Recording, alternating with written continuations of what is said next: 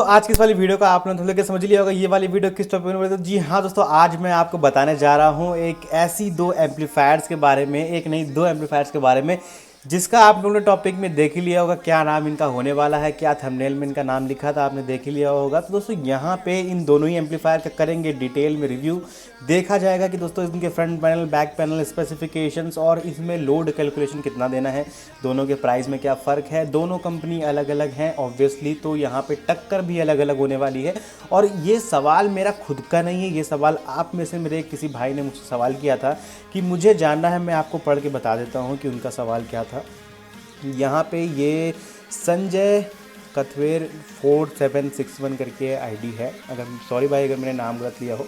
तो यहाँ पे उन्होंने सवाल किया था कि इन्हें जानना है एनलैप्स X9 amplifier versus ATI Pro TD10000 के बारे में एम्पलीफायर कंपैरिजन। तो मैं आपको दिखा भी देता हूँ अगर दिख जाएगा तो कुछ इस तरह का इनका सवाल है। तो जी हाँ भाई, मैंने आपका सवाल पिक कर लिया है। चलिए मैं आपको आज बताता हूँ कि इन दोनों ही एम्पलीफायर में क्या फ़र्क है, और जो भाई लोग ये थंबनेल देख के आए हैं कि कैसे पता लगेगा कौन सी एम्पलीफायर कौन सी है, तो उनको भी ये मालूम पड़ जाएगा।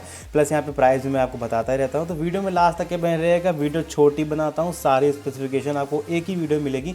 ज़्यादा बात नहीं करते, चलिए वीडियो को स्टार्ट करते। तो हेलो दोस्तों, मेरा नाम सूर्यांश और आप देखने मेरा यूट्यूब चैनल टेक्निकल सोल्यूशन। तो चलिए शुरू करते हैं। दोस्तों हमेशा की तरह स्टार्ट करते हैं, आप लोग जानते हैं मैं जब तक आपको टाइम नहीं लेता हूँ। दोस्तों यहाँ पे बिना किसी इंट्रो के वीडियो मैंने स्टार्ट कर दी है, तो चलिए जानते हैं दोनों के फ्रंट पैनल के बारे में, दोनों में आपको क्या फ़र्क देखने को मिलता है। सबसे पहले हम लोग बात करेंगे एनलैप्स की तरफ से आने वाला X9 के बारे में। तो देखिए दोस्तों, आप लोग अपनी स्क्रीन पे, दोस्तों आप सभी की स्क्रीन के सामने है एनलैप्स की तरफ से आने वाला X9 मॉडल का एम्पलीफायर। दोस्तों काफ़ी हाई वोल्टेज के एम्पलीफायर ये दोनों हैं, और दोनों के किट हैं, यानी कि जो भी क्लास हैं दोनों की अलग अलग क्लास हैं। तो आपको मालूम पड़ जाएगा कि आपके बजट के हिसाब से, आपकी रिक्वायरमेंट के हिसाब से, आपके स्पीकर के हिसाब से आपको कौन सा एम्पलीफायर लेना चाहिए। दोस्तों यहाँ पे बात करते हैं इसके फ्रंट पैनल के बारे में। तो यहाँ पे आपको एनलैप्स की ब्रांडिंग देखने को मिलती है ऑब्वियसली। यहाँ पे BSI सर्टिफिकेशन मिलता है फ्रंट पे, सामने नीचे आपको स्विच के नीचे X9 मॉडल का नाम देखने को मिल जाता है। यहाँ पे सिंपल सा एक पैनल है जो कि ऐसा नॉर्मल हर आपको देखने को मिलेगा। दोस्तों यहाँ पे डुअल वॉल्यूम कंट्रोल आपको देखने को मिलते हैं, डुअल एयर वेंट देखने को मिलते हैं, और साथ में दोस्तों यहाँ पे आपको power protect signal clip indicator देखने को मिलते हैं, जो कि आपके बहुत ज़्यादा काम आने वाले हैं ड्यूरिंग जब आप प्ले करेंगे। तो दोस्तों ये आपको देखने को मिलता है एनलैप्स X9 का फ्रंट पैनल। दोस्तों यहाँ पे आप लोगों ने देखा इसका फ्रंट पैनल। चलिए बात करते हैं हमारे ATI Pro TD10000 के फ्रंट पैनल के बारे में। तो देखिए दोस्तों आप लोग अपनी स्क्रीन पे, दोस्तों पहले आपको स्क्रीन पे दिख रहा होगा TD का, यहाँ पे हमारा TD नाम से पता लगता है ये कौन से क्लास में आता है, लेकिन मैं अभी इसको आगे बताऊँगा। दोस्तों यहाँ पे ये ATI Pro का मैंने इमेज लिया है उन्हीं की वेबसाइट से। कुछ इस तरह का ये इमेज दिखता है, कुछ इस तरह का ये एम्पलीफायर दिखता है। दोस्तों यहाँ पे डुअल टोन वॉल्यूम कंट्रोल आपको देखने को मिलते हैं इसके फ्रंट पैनल में। दोस्तों यहाँ पे डुअल एयर वेंटिलेशन के लिए आपको होल्स देखने को मिलते हैं, सिंपल सा इसका भी फ्रंट पैनल आपको देखने को मिलता है।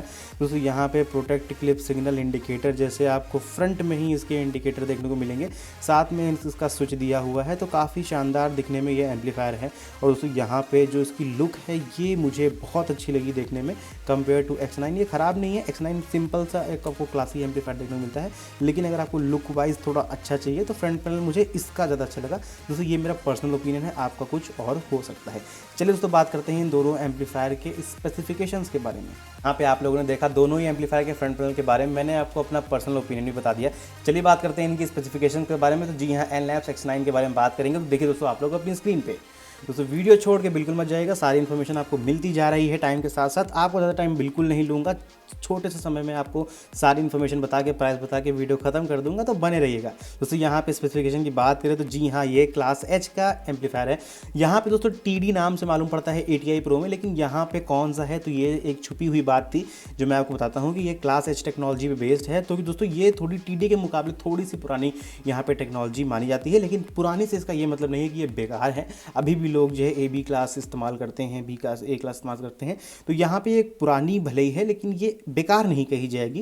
दोस्तों यहाँ भी ये आप लोग भी जानते होंगे, यहाँ पे दोस्तों आपको 4 स्पीकर्स का आपको इनपुट देखने को मिलता है। यहाँ पे आप इसके बैक पैनल पे दोस्तों यहाँ पे डैम्पिंग फैक्टर की बात करें तो 2700 का डैम्पिंग फैक्टर इसका देखने को मिलता है। तो जी हाँ, डैम्पिंग फैक्टर अच्छा दिया हुआ है। और अगर टोटल हार्मोनिक डिस्टॉर्शन ये THD मैंने लिखा है, अगर आप लोग नहीं समझ पा रहे हो तो 0.001% का देखने को मिलता है। दोस्तों यहाँ पे THD क्या होता है मैं आपको छोटे से बता देता हूँ, बाकी अगर आपको फुल डिटेल जाननी है तो मैंने इसके ऊपर वीडियो बना रखी है।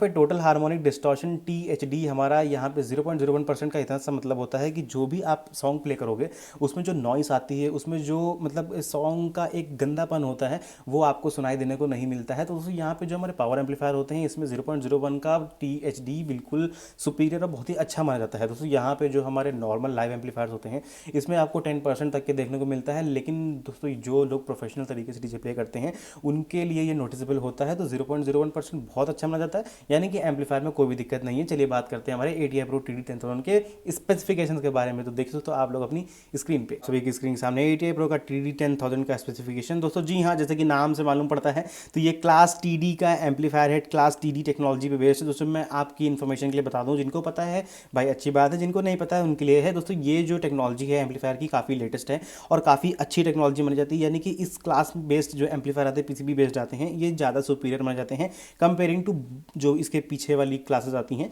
तो यहाँ पे मुझे अच्छा लगता है TD क्लास टेक्नोलॉजी, तो ये दोस्तों प्रेफरेंस होती है पर्सनल, तो दोनों में कोई भी दिक्कत नहीं है, कैसा नहीं कि आपको साउंड बेकार मिलेगा, लेकिन यहाँ पे एक सुपीरियर में TD को मानता हूँ। दोस्तों यहाँ पे 3 XLR का यहाँ पे आपको इनपुट देखने को मिलता है मेल पिन का।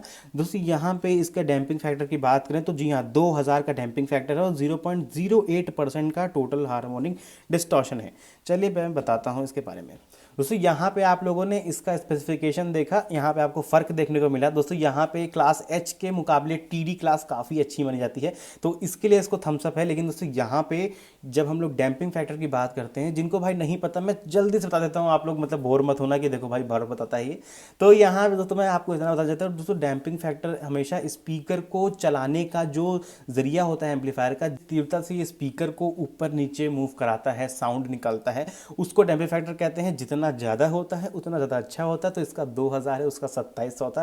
तो यहाँ पे एनलैब्स X9 को थम्स अप है डैम्पिंग फैक्टर के मामले में। और 0.01% का टोटल हार्मोनिक डिस्टॉर्शन मैंने आपको बताया ये क्या होता है, तो उसमें भी आपने खुद ही पढ़ लिया होगा भाई। 0.08 लिखा हुआ है कंपनी की तरफ से, मैंने अपने हिसाब से नहीं लिखा है ना, मैंने टेस्टिंग करके कुछ ऐसा लिखा है, क्योंकि ये पता लगाना है कंपनी के हाथ में ही होता है। तो इन्होंने 8 लिखा है, तो हाँ यहाँ पे हम लोग X9 एनलैब्स को ही सुपीरियर मानेंगे क्योंकि उसका 8 से 1 है, तो ये काफ़ी अच्छी बात है। तो यहाँ पे सुपीरियर एम्पलीफायर मैं कहना चाहता हूँ कि हमारा X9 है एनलैब्स का। दोस्तों यहाँ पे क्लास भले ही इसका अच्छा है, लेकिन यहाँ पे जब डैम्पिंग फैक्टर और टोटल हार्मोनिक डिस्टॉर्शन की बात आती है तो यहाँ पे थम्स अप जाता है X9 को।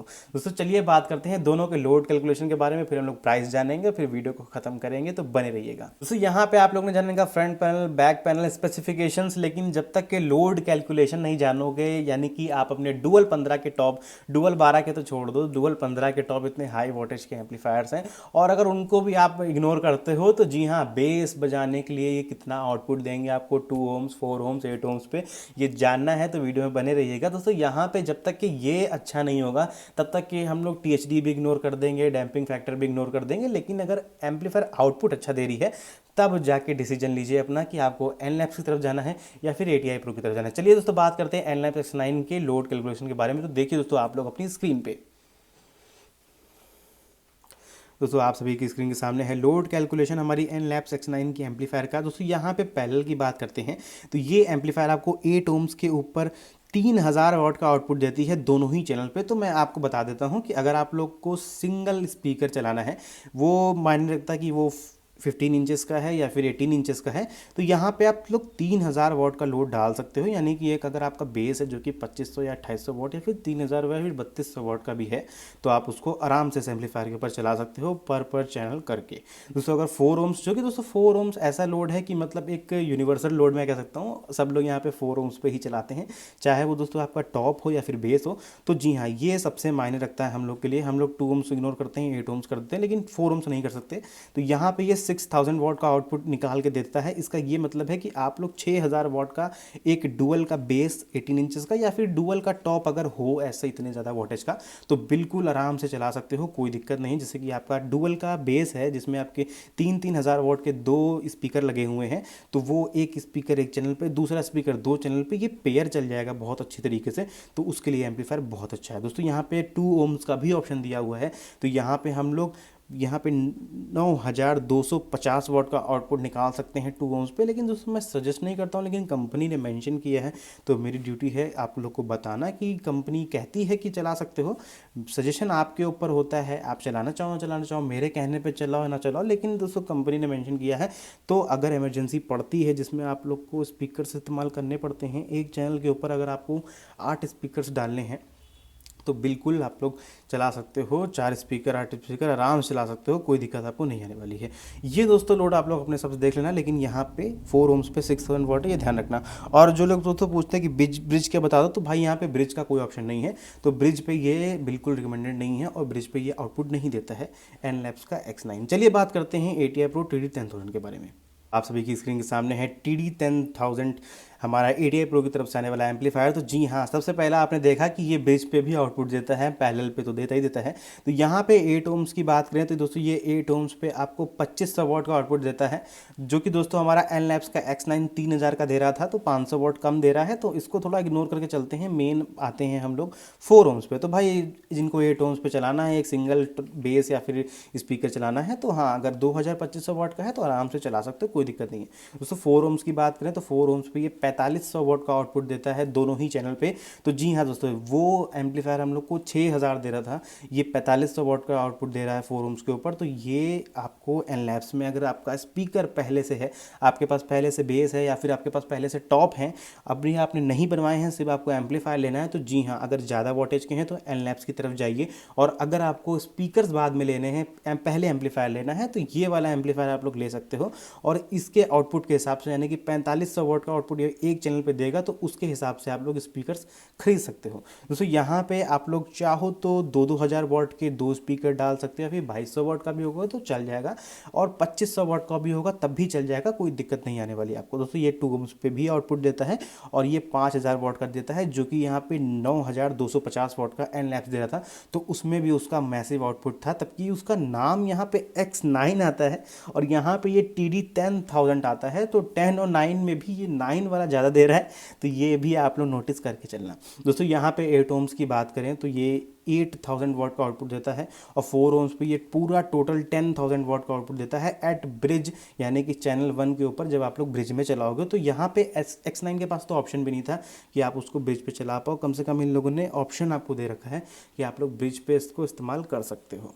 दोस्तों यहाँ पे पूरी वीडियो, जैसे कि मैंने आपसे बताया था कि मैं छोटी वीडियो बनाऊंगा और आपको सारी इन्फॉर्मेशन दे दूंगा। तो यहाँ पे आपने फ्रंट पैनल बैक पैनल के बारे में जाना, यहाँ पे स्पेसिफिकेशंस जाना और यहाँ पे लोड कैलकुलेशन जाना। तो ओवरऑल अगर आपने देखा होगा तो एक एम्पलीफायर आगे निकल रहा है। जी हाँ, मैं एनलैब्स X9 की बात कर रहा हूँ, लेकिन दोस्तों कुछ लोगों को ब्रांड से प्रॉब्लम हो जाएगी, तो मैं यहाँ पे कह देना चाहता हूँ मैंने इनके प्रोडक्ट्स टेस्ट किए हैं, और यहाँ पे ये कोई वीडियो प्रमोशन के लिए नहीं हो रही है, मैं इनका प्रमोशन नहीं कर रहा हूँ या इन्होंने मुझे पैसे नहीं दिए, कोई भी पेड प्रमोशन नहीं है, मैं खुद बता रहा हूँ कि इनके प्रोडक्ट्स अच्छे होते हैं।